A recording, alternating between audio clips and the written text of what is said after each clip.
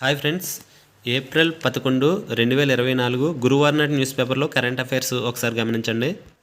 IIM అహ్మదాబాద్కు ప్రపంచంలో 25వ rank అని చెప్పి ఒక ఆర్టికల్ రాయడం జరిగింది. క్యూఎస్ వరల్డ్ యూనివర్సిటీ ర్యాంకులు విడుదల చేయడం జరిగింది. ఏ సంవత్సరానికి గాను అని అంటే 2024 సంవత్సరానికి గాను బుధవారం నాడు లండన్కు చెందినటువంటి ఉన్నత విద్యా విశ్లేషణ సంస్థ క్వాక్వారెల్లి సైమెంట్స్ క్యూఎస్ వరల్డ్ యూనివర్సిటీ ర్యాంకుల జాబితాను వెల్లడించడం జరిగింది. ఈ జాబితాలో వ్యాపార నిర్వహణ, బిజినెస్ అండ్ మేనేజ్మెంట్ విద్యను అందించే విద్యా సంస్థల్లో ప్రపంచ ఉత్తమ ఇన్స్టిట్యూషన్స్లో ఐఐఎం అహ్మదాబాద్ 25వ స్థానంలో నిలవడం జరిగింది. ఐఐఎం అహ్మదాబాద్ 25వ స్థానంలో దేంట్లో ఏ రంగంలో 25వ స్థానంలో నిలిచింది అని అడుగుతాడు. వ్యాపార నిర్వహణ అంటే బిజినెస్ అండ్ మేనేజ్మెంట్ విద్యను అందించేటటువంటి విద్యా సంస్థల్లో. దీంట్లోనే IIM Bengaluru, IIM Calcutta top 50లో చోటు సంపాదించడం జరిగింది. ఈ నివేదికలోనే ఈ క్యూఎస్ నివేదికల్లో ఈ క్యూఎస్ ర్యాంకుల నివేదికలో భారతదేశం నుంచి ఎన్ని విద్యా సంస్థలు స్థానం సంపాదించాయి అని అడుగుతాడు. మన దేశానికి చెందినటువంటి 69 విద్యా సంస్థలు ఈ క్యూఎస్ ర్యాంకుల్లో స్థానం సంపాదించడం జరిగింది.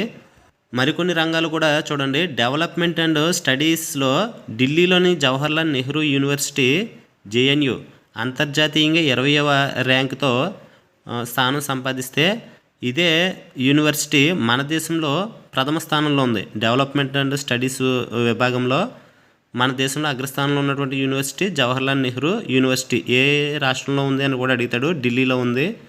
అంతర్జాతీయంగా చూసుకుంటే యూనివర్సిటీ 20వ ర్యాంకు మన దేశంలో ప్రథమ స్థానంలో ఉంది. దంత వైద్య విద్యలో చెన్నైకి చెందినటువంటి Saveetha institute of medical and technical sciences 24వ స్థానాన్ని పొందింది. ఆర్ట్స్, ఆంగ్ల భాష, భౌతిక శాస్త్రం, సాహిత్యం సహా 7 సబ్జెక్టుల్లో ఉత్తమంగా నిలిచిన హైదరాబాదు కేంద్రీయ విశ్వవిద్యాలయం 101, 120 పాయింట్ల విభాగంలో ర్యాంకు దక్కించుకుంది. ఇంపార్టెంట్, ఈ ఏ విభాగంలో ఏ స్థానాల్లో నిలిచాయి అని అడుగుతాడు ఈ యూనివర్సిటీలు. ఇంపార్టెంట్ ఇది. శస్త్రచికిత్స మధ్యలో డ్రోన్ ద్వారా కణజాలం పంపించడం జరిగింది. ఒక హాస్పిటల్ నుంచి మరొక హాస్పిటల్కి ఒక డ్రోన్ ద్వారా ఒక కణజాలాన్ని పంపించడం జరిగింది. ఇలా దేశంలో ఇలాంటి ప్రయోగం జరగటం ఇదే మొట్టమొదటిసారి. ఇది ఏ రాష్ట్రంలో జరిగింది అని అంటే కర్ణాటకలోని కర్కలా పట్టణంలో డాక్టర్ టీఎంఏ పాయ్ హాస్పిటల్ కూడా గుర్తుపెట్టుకోండి. టీఎంఏ పాయ్ హాస్పిటల్లోనే ఒక రోగికి శస్త్రచికిత్స చేయడం జరిగింది. ఆ రోగి నుంచి తీసుకున్నటువంటి కణజాలాన్ని డ్రోన్ ద్వారా మణిపాల్లోని కస్తూర్బా వైద్య కళాశాలకు పంపించడం జరిగింది. ఏ హాస్పిటల్ నుంచి ఏ హాస్పిటల్ కూడా గుర్తుపెట్టుకోండి. ఇటువంటి ప్రయోగం దేశ చరిత్రలోనే మొట్టమొదటిసారిగా చేయడం జరిగింది. ఇది ఇండిగో సత్తా అని చెప్పి మార్కెట్ విలువ 1.46 లక్షల కోట్లకు ఇండిగో ఎయిర్లైన్స్ యొక్క విలువ పెరిగి ప్రపంచంలోనే 3వ స్థానాన్ని సంపాదించడం జరిగింది. ఇందులో ప్రపంచంలో మొదటి స్థానంలో ఏది ఉంది అని అంటే విమానయాన సంస్థల్లో అమెరికాకు చెందినటువంటి డెల్టా ఎయిర్లైన్స్ $30.4 బిలియన్, భారత కరెన్సీలో 2.52 లక్షల కోట్లు మార్కెట్ విలువతో ప్రపంచ విమానయాన సంస్థల్లో అగ్రగామిగా ఉంది. విమానయాన సంస్థల్లో మార్కెట్ విలువలో ప్రపంచంలో అగ్రస్థానంలో ఉన్నటువంటి ఎయిర్లైన్స్ ఏంటి అని అడుగుతాడు. డెల్టా ఎయిర్లైన్స్ $30.4 బిలియన్ మార్కెట్ విలువతోని. రెండో స్థానంలో ఐర్లాండ్ దేశానికి చెందినటువంటి చౌక ధరల విమానయాన సంస్థ రియానైర్ హోల్డింగ్స్ $26.5 బిలియన్, భారత కరెన్సీలో 2.20 లక్షల కోట్లతో రెండో స్థానంలో ఉంది. లేదా క్వశ్చన్, రియానైర్ హోల్డింగ్స్ ఎయిర్లైన్స్ ఏ దేశానికి చెందింది అని కూడా అడుగుతాడు. ఐర్లాండ్. ఇప్పుడు మూడో స్థానంలో భారతదేశానికి చెందినటువంటి ఇండిగో ఎయిర్లైన్స్ $17.6 బిలియన్, భారత కరెన్సీలో 1.46 లక్షల కోట్ల మార్కెట్ విలువతో మూడో స్థానంలో ఉంది. ఇండిగో మూడో స్థానానికి రావడం జరిగింది. నాలుగో స్థానానికి ఏది వెళ్ళింది అని అంటే అమెరికాకు చెందినటువంటి చౌక ధరల విమానయాన సంస్థ సౌత్ వెస్ట్ ఎయిర్లైన్స్ $17.3 బిలియన్ నాలుగో స్థానంలో ఉంది.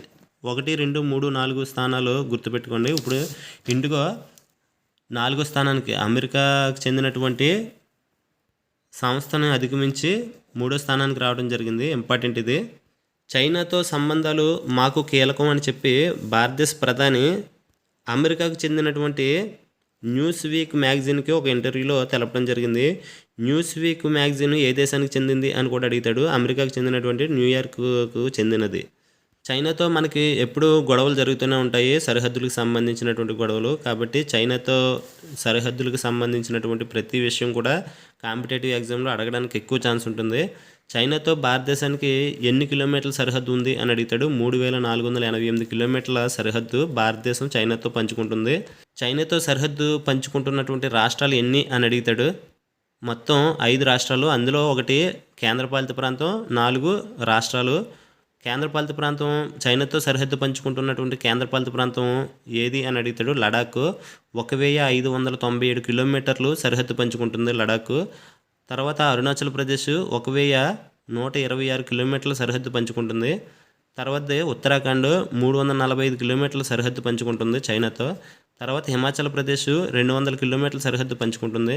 తర్వాత సిక్కిం రాష్ట్రము 220 కిలోమీటర్ల సరిహద్దు పంచుకుంటుంది. అత్యధిక సరిహద్దు పంచుకుంటున్నటువంటి రాష్ట్రం ఏది అని అడుగుతాడు. అరుణాచల్ ప్రదేశ్, గుర్తుపెట్టుకోండి. కానీ అత్యధిక సరిహద్దు భారతదేశంలో అత్యధిక సరిహద్దు చైనాతో పంచుకుంటున్నటువంటి కేంద్రపాలిత ప్రాంతం ఏది అని అడిగితే లడాక్ 1597 కిలోమీటర్లు. అతి తక్కువ సరిహద్దు చైనాతో అతి తక్కువ సరిహద్దు పంచుకుంటున్నటువంటి రాష్ట్రం ఏది అని అడుగుతాడు. హిమాచల్ ప్రదేశ్, గుర్తుపెట్టుకోండి. 200 కిలోమీటర్లు మాత్రమే సరిహద్దు పంచుకుంటుంది. చైనాకి భారత్కి మధ్య ఉన్నటువంటి సరిహద్దు రేఖ ఏది అని అంటే మెక్మోహన్ రేఖ, అలాగే LOAC లాక్. చైనాకి భారత్కి లాక్ సరిహద్దు రేఖ ఎక్కడ ఉంటుందంటే భారత్ ఆక్సాయ్ చిన్ చైనాకి మధ్య ఉంటుంది. అంతేకాకుండా సయ్యూద్ జంగ్ అనే ప్రాంతం ఏ 2 దేశాల మధ్య ఉన్నటువంటి వివాదాస్పద ప్రాంతము అని అడుగుతాడు. సయ్యూద్ జంగ్ భారత్కి చైనాకి మధ్య ఉన్నటువంటి వివాదాస్పద ప్రాంతము. ఇది ఎక్కడ ఉందంటే అరుణాచల్ ప్రదేశ్లోని తవాంగ్ జిల్లాలో ఉంది. వెరీ ఇంపార్టెంట్ ఇది. నా పిటిషన్ను త్వరగా విచారించండి అని చెప్పి కేజ్రీవాల్ సుప్రీంకోర్టును విజ్ఞప్తి చేయడం జరుగుతుంది. ఎందుకంటే పదవిలో ఉండగా అరెస్ట్ చేయబడినటువంటి దేశ చరిత్రలో మొట్టమొదటి ముఖ్యమంత్రి ఎవరు అని అంటే అరవింద్ కేజ్రీవాల్, ఢిల్లీ యొక్క ముఖ్యమంత్రి ప్రస్తుతము. మద్యం కుంభకోణం కేసులో ఐడి అరెస్ట్ చేయడం జరిగింది. సుప్రీంకోర్టు ప్రధాన న్యాయమూర్తి ఎవరు అని అడిగితే జస్టిస్ చంద్రచూడ్, DY చంద్రచూడ్. అటవీ హక్కుల చట్టాన్ని ఏ సంవత్సరంలో చేశారు అని అడుగుతాడు. అటవీ హక్కుల చట్టాన్ని FRA 2006లో తీసుకురావడం జరిగింది కేంద్రం.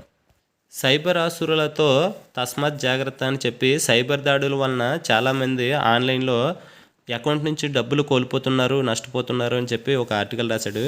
ఇందులో 2013-2023 మధ్య భారతదేశంలో 4.62 లక్షల డిపాజిట్ మోసాలు జరిగాయని చెప్పి ఒక నివేదిక తెలపడం జరిగింది. దాని విలువ 5,30,000 కోట్ల రూపాయలు డబ్బుని పోగొట్టుకోవడం జరిగింది ఈ మోసాల వలన. సైబర్ దాడుల వలన అత్యధికంగా ఏ రాష్ట్రంలో మోసపోతున్నారు అని అంటే మహారాష్ట్రలోని 1.59 కోట్ల మోసాలు పాల్పడి మహారాష్ట్ర ప్రథమ స్థానంలో ఉంది. తర్వాత స్థానంలో ఢిల్లీ, హర్యానా, తమిళనాడు, ఉత్తరప్రదేశ్లు ఉన్నాయి. Reserve bank of India digital మోసాలకు గురి కాకుండా ప్రజలను చైతన్యపరచడానికి ఒక పుస్తకాన్ని కూడా రిలీజ్ చేసింది. ఆ పుస్తకం పేరు ఏంటి అని అడుగుతాడు. బివేరు, చాలా ఇంపార్టెంట్ ఇది. RBI గవర్నర్ ఎవరు అని అంటే శక్తికాంత్ దాస్. మనం ఆన్లైన్కి సంబంధించి మొబైల్లోని అకౌంట్స్కి సంబంధించి, ప్రొఫైల్కి సంబంధించి పిన్ను, పాస్వర్డ్స్ పెట్టుకుంటాం ఐడీలని. ఈ యూజర్ ఐడిలో ఐడి వెబ్రివేషన్ ఏంటి అని అడుగుతూ ఉంటాడు. ID abbreviation identity document. ID యొక్క వెబ్రివేషన్ ఏంటి అని అడిగితే ఐడెంటిటీ డాక్యుమెంటు. అదేవిధంగా PIN పిన్ వెబ్రివేషన్ ఏంటి అని అడుగుతాడు. PIN PIN abbreviation personal identification number PIN యొక్క వెబ్రివేషన్ అడిగితే. ఇలా ఆన్లైన్ ద్వారా ఎటువంటి అమౌంట్ అయినా నష్టపోతే కనుక వాళ్ళు ఎవరైనా సరే తమ ఖాతాల నుంచి డబ్బులు మాయమైనట్లు గుర్తిస్తే వెంటనే సంబంధిత బ్యాంకుకు సమాచారం అందించాలి. కాబట్టి కస్టమర్ కేర్ నెంబర్లను దగ్గర ఉంచుకోవాలి. ఖాతాదారులు డబ్బు మాయమైన 3 రోజుల్లోగా ఫిర్యాదు చేస్తే బ్యాంకులు వారికి పూర్తి స్థాయిలో ఆ మొత్తాన్ని తిరిగి చెల్లించాలి. గుర్తుపెట్టుకోండి. ఎన్ని రోజుల్లోపు మేము నష్టపోయాము, మా ఖాతాల నుంచి డబ్బు మాయమైందని చెప్పి బ్యాంకుకు కంప్లైంట్ చేస్తే బ్యాంకు ఎన్ని రోజుల్లోపు వాళ్ళకి పూర్తి అమౌంట్ తిరిగి ఇవ్వాలని చెప్తుందంటే డబ్బు మాయమైన 3 రోజుల్లో ఎవరైనా కంప్లైంట్ చేస్తే సంబంధిత బ్యాంకుకి పూర్తి స్థాయిలో ఆ మొత్తాన్ని తిరిగి ఇవ్వాలి. అదే 4-7 రోజుల్లో ఫిర్యాదు చేస్తే వాళ్ళు పోగొట్టుకున్న దాంట్లోంచి 5,000 నుంచి 25,000 వరకు తగ్గించి మిగతా సొమ్మునిస్తారు. వారం రోజుల తర్వాత ఫిర్యాదు చేయడం వలన ఎటువంటి ఫలితం ఉండదు, మొత్తం ఖాతాదారులే భరించవలసి ఉంటుంది అని రిజర్వ్ బ్యాంకు పేర్కొనడం జరిగింది. గుర్తుపెట్టుకోండి, చాలా ఇంపార్టెంట్ ఇది. సాగర గర్భన లోహాల వేట అని చెప్పి సముద్రంలో ఉన్నటువంటి కొన్ని లోహాలను వెలికి తీయటం కోసం కొన్ని అభివృద్ధి చెందిన దేశాలు పోటీ పడుతున్నాయి. సముద్ర గర్భంలో, హిందూ మహాసముద్ర గర్భంలో కోబాల్టు, రాగి, మాంగనీసు, నికెలు, లిథియము, కోబాల్టు ఇటువంటి ముఖ్యమైన లోహాలు బంగాళాదుంపల ఆకారంలో ముద్దలుగా పేరుకుని ఉన్నాయని చెప్పి ఒక సర్వేలో తేలడం జరిగింది. వాటిని బయటికి తీయటం కోసం చైనా, కొన్ని దేశాలు, భారతదేశం కూడా పోటీ పడుతున్నాయి. ఇటువంటి లోహాలను గుర్తించడానికి చైనాకి సంబంధించినటువంటి ఒక నౌక 2019 సెప్టెంబర్లో అండమాన్ నికోబార్ దీవులకు కూడా రావడం జరిగింది. ఆ నౌక పేరు ఏమిటంటే నౌకా షియాన్ 1. లిథియం, కోబాల్టు, నికెల్ వంటి లోహాలు తవ్వకము, శుద్ధి, ఎగుమతుల్లో ఏ దేశం అగ్రస్థానంలో ఉందనంటే చైనా అగ్రస్థానంలో ఉంది. గుర్తుపెట్టుకోండి, లిథియం, కోబాల్టు, నికెల్ వంటి లోహాల తవ్వకము, వాటిని శుద్ధి చేసి ఎగుమతి చేసే దేశాల్లో ఏ దేశం అగ్రస్థానంలో ఉందంటే చైనా. ఖనిజ భద్రత భాగస్వామ్య ఒప్పందం భారతదేశం ఏ దేశాలతో చేసుకుంది అని అడుగుతాడు. అమెరికా, ఐరోపా దేశాలతో ఖనిజ భద్రత భాగస్వామ్య ఒప్పందం చేసుకోవడం జరిగింది. అదేవిధంగా సముద్ర గర్భ అన్వేషణకు భారత్ ఏ దేశంతో ఒప్పందం చేసుకుంది అని అంటాడు. రష్యాతో ఒప్పందం చేసుకుంది. గోదావరి జనగర్జన అని చెప్పి ఒక ఆర్టికల్ రాయడం జరిగింది. ఆంధ్రప్రదేశ్లో ప్రజెంట్ ఎలక్షన్స్ జరుగుతున్నాయి. గోదావరి అని రావడం జరిగింది కాబట్టి గోదావరి నది గురించి ఒకసారి చూడండి. గోదావరి నది పశ్చిమ కనుమల్లోని మహారాష్ట్రలోని త్రయంబకేశ్వరం దగ్గర పుట్టి తెలంగాణని దాటిన తర్వాత ఆంధ్రప్రదేశ్లోని బోర్గం పహాడ్ అనే ప్లేస్లో ఆంధ్రప్రదేశ్లోకి ఎంటర్ అవుతుంది. గుర్తుపెట్టుకోండి, మహారాష్ట్ర పశ్చిమ కనుమల్లో త్రయంబకేశ్వర్ దగ్గర పుట్టి తెలంగాణ దాటిన తర్వాత ఆంధ్రప్రదేశ్లో ఏ ప్లేస్లో ఎంటర్ అవుతుంది అని అడిగితే బోర్గం పహాడ్. తర్వాత ఆంధ్రప్రదేశ్లో ఇది ఏలూరు, అల్లూరు సీతారామరాజు జిల్లా, పశ్చిమ గోదావరి, తూర్పు గోదావరి, తర్వాత యానం గుండా ప్రవేశించి బంగాళాఖాతంలో కలిసే ముందు 7 శాఖలుగా విడిపోయి బంగాళాఖాతంలో కలుస్తుంది గోదావరి నది. అందుకే గోదావరి నదిని సప్త గోదావరి అని కూడా పిలుస్తారు. గోదావరి మొత్తం నది పొడవు ఎంత అంటే 1465 కిలోమీటర్లు. ఉభయ తెలుగు రాష్ట్రాల్లో ఎన్ని కిలోమీటర్లు ప్రవహిస్తుంది అని అంటే 772 కిలోమీటర్లు ప్రవహిస్తుంది. ఓన్లీ ఆంధ్రప్రదేశ్లోనే ఎన్ని కిలోమీటర్లు ప్రవహిస్తుంది అని అంటే 212 కిలోమీటర్లు గోదావరి నది ఆంధ్రప్రదేశ్లో ప్రవహిస్తుంది. గోదావరి నది దేశంలోనే అతి పెద్ద నదుల్లో 2వ స్థానంలో ఉంది. 2వ అతిపెద్ద నది గోదావరి నది. మొట్టమొదటి దేశంలో అతిపెద్ద నది ఏదనంటే గంగా నది తర్వాత గోదావరి నది. గోదావరి నది యొక్క అతిపెద్ద ఉపనది ఏది అని అంటే ప్రాణహిత. గోదావరి నది ఎన్ని రాష్ట్రాల గుండా ప్రవహిస్తుంది అని అడుగుతాడు. 7 రాష్ట్రాల కింద ప్రవహిస్తుంది. అవి ఏమేమిటి అని అంటే ఒకసారి చూడండి. 1 మహారాష్ట్ర, 2 ఆంధ్రప్రదేశ్, 3 తెలంగాణ, 4 మధ్యప్రదేశ్, 5 ఛత్తీస్గఢ్, 6 ఒరిస్సా, 7 కర్ణాటక. ఈ 7 రాష్ట్రాల గుండా గోదావరి నది ప్రవహిస్తుంది. అదేవిధంగా ఆంధ్రప్రదేశ్లో బంగాళాఖాతంలో గోదావరి నది కలిసే ముందు 7 పాయల కింద విడిపోతుంది. ఆ 7 పాయల పేర్లు గుర్తుపెట్టుకోండి ఒకసారి. 1 గౌతమి, 2 వశిష్ట, 3 వైనతేయ, 4 తుల్య, 5 భరద్వాజ, 6 కౌశిక, 7 ఆశ్రయ. అంతేకాకుండా గోదావరి నది యొక్క ఉపనదుల పేర్లు కూడా అడుగుతాడు. ఉపనది పేర్లు ఒకసారి చూడండి. మంజీర, మూల, కిన్నెరసాని, మానేరు, పెదవాగు, ప్రవర, ప్రాణహిత, వార్ద, పెన్గంగ, వెన్గంగ,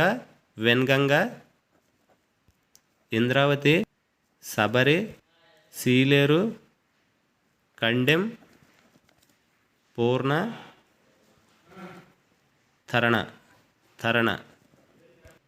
పెంచ్, దూద్న. మొత్తం 18 ఉపనదులు ఉన్నాయి గోదావరి నదికి.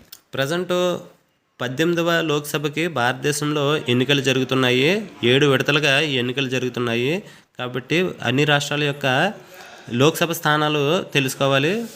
తమిళనాడు యొక్క లోక్సభ స్థానాలు 39, బీహార్ యొక్క లోక్సభ స్థానాలు 40, మధ్యప్రదేశ్ యొక్క లోక్సభ స్థానాలు 29, కేరళ యొక్క లోక్సభ స్థానాలు 20, ఉత్తరప్రదేశ్ యొక్క లోక్సభ స్థానాలు 80, మధ్యప్రదేశ్ యొక్క లోక్సభ స్థానాలు 29, కర్ణాటక యొక్క లోక్సభ స్థానాలు 28, ఢిల్లీ యొక్క లోక్సభ స్థానాలు 7. క్రీడలకు సంబంధించి ముఖ్యమైన విషయాలు: ఒలింపిక్స్లో స్వర్ణం గెలిస్తే 41.60 లక్షలు ఇస్తామని చెప్పి ప్రపంచ అథ్లెటిక్స్ వరల్డ్ అథ్లెటిక్స్ తెలపడం జరిగింది. సరికొత్త సాంప్రదాయానికి శ్రీకారం చుట్టడం జరిగింది వరల్డ్ అథ్లెటిక్స్. గుర్తుపెట్టుకోండి, ఇటీవల కాలంలో వరల్డ్ అథ్లెటిక్స్ ఒలింపిక్స్లో గోల్డ్ మెడల్ నెగ్గిన వాళ్ళకి ఎన్ని లక్షల నగదు బహుమతిని ప్రకటించింది అని అడుగుతాడు. 41.60 లక్షలు. గుర్తుపెట్టుకొని, చాలా ఇంపార్టెంట్. ఎన్ని విభాగాల్లో గోల్డ్ మెడల్ సాధించిన వాళ్ళకి ఈ ప్రైజ్ మనీ ఇస్తుంది అని అడుగుతాడు. 48 విభాగాల్లోని ప్రైజ్ మనీని ప్రకటించడం జరిగింది. ఎప్పటి నుంచి ఇస్తుంది అని అంటే 2028 లాస్ ఏంజల్స్ ఒలింపిక్స్ నుంచి స్వర్ణంతో పాటు రజత, కాంస్య పథక విజేతలకు నగదు బహుమతులు ఇస్తామని చెప్పి పేర్కొనడం జరిగింది. అథ్లెటిక్స్లో 48 విభాగాల్లో స్వర్ణ పథకాలు గెలిచే క్రీడాకారులకు ఒక్కొక్కరికి 41.60 లక్షల ప్రైజ్ మనీ ఇవ్వనున్నట్లు తెలిపింది. 2028 ఒలింపిక్స్ ఎక్కడ జరుగుతున్నాయంటే లాస్ ఏంజల్స్.